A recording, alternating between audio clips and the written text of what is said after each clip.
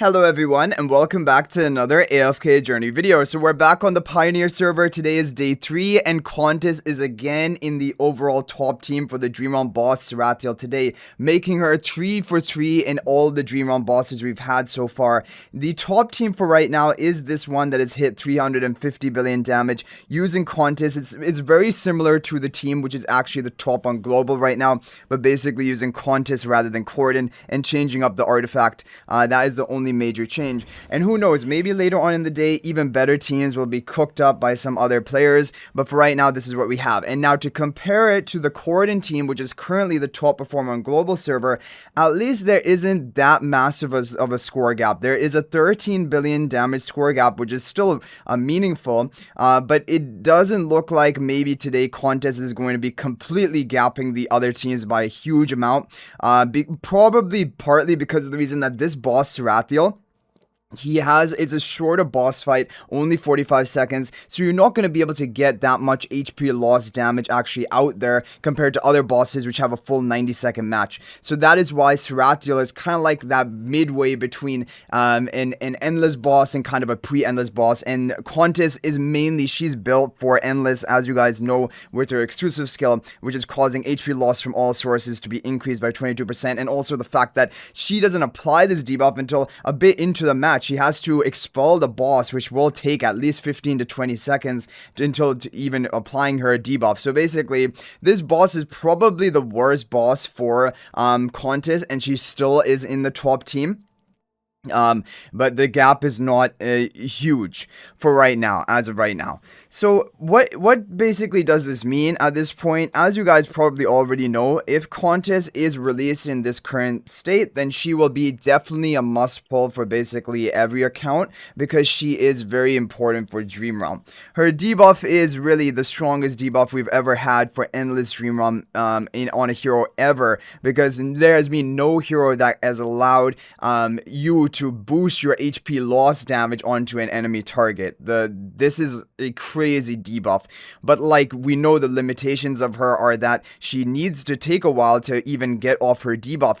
Even with her Supreme Plus, which doubles the rate of punishments, you still have to punish the boss 3 times before she's actually even applying this debuff.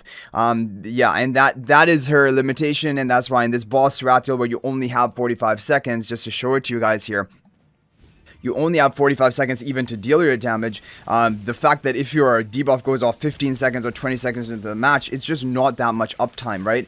You can if you pay close attention to the debuff indicators on the boss, you'll be able to tell exactly when it goes off. There should be a damage increasing debuff onto the boss when it does go off, right there. So you guys saw it right there, around 60 seconds left, right? And it's only a 45-second boss. That's when the debuff went off. So it actually takes Contest, even with their Supreme Plus, it takes Contest up to potentially 30 seconds to actually get her debuff onto the boss. And so because it's such a short boss fight, there's not that much uptime of the debuff, and also there's not that much uptime of actually just hitting the boss with HP loss damage, because HP loss damage really is basically after you hit your kind of damage cap on the boss. Like, basically how it works is, for all of these endless bosses, the first 180 or 200 billion damage is basically just you're gonna be breaking through with true damage, physical damage, magical damage. But once you get to like this sort of this breakpoint level of damage, the boss gains massive damage reduction, and basically from that point on, your damage sources of true damage and physical damage, magical damage basically become almost irrelevant, almost insignificant, and then all that you're doing from that point on is the HP loss. So basically how Endless works is you try to burst through to that damage cutoff as quickly as you can with some raw damage. Like, for example, in this team it's Sylvan, even Aliceth has raw damage. And then once you get to that point, that cutoff period, then you're going to be hitting them with the HP loss from Aliceth, from Galahad, from Contess, right? But because it's a short boss fight, you're not able to have, like, full 90 seconds of value, only 45 seconds of value, and it already takes 20 to 25 seconds to even get to that breakpoint of damage, and it takes around 30 seconds for Contess even to apply her debuff. But even despite all of those limitations for this boss, basically what we're saying is Contess is still in the top team. So even in basically the boss, which is the the worst suited for her, she still is in the top team and still creating a 13 billion damage score gap.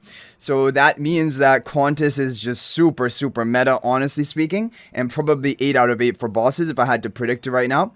Now, of course, things can change by the VN server release, by the global server release, but VN server release should just be in 3 days from right now, and global server in just 5 days from right now. And once it's on global, it is final. A change has never happened once a hero is on global. So 5 days from now, we'll know exactly what we're working with, and hopefully 3 days from now on VN server, we'll have somewhat of an idea of which direction we're going in. But that is going to be it for this video, guys. Hopefully it is helpful. Let me know if there's any other ideas you have. And actually, just after sharing this team, already 2 people have hit higher. We're now in rank 5 position. Maybe it's, you know, some minor optimizations to this team comp. But basically, yeah, Contess is on top yet again today as of right now for even the Sarethiel boss. So let me know your thoughts about all this in the comment section down below. Are you excited for Contess's release? If you have plenty of resources, then of course you do deserve to be excited. It's just for the people who don't have the resources to build her. There is some, you know, disappointment there. But yeah, whatever the case is, it's basically time to start saving and preparing to build up Contess as your next must-build Celestial Hypogean. So I hope you guys enjoyed the video. Thank you for watching. That is going to be it for this video. And if you're thinking about making a purchase in AFK Journey, please use my affiliate link for the official Farlight store. This is the best way you can support me and also gain 5% bonus dragon crystals on your purchase.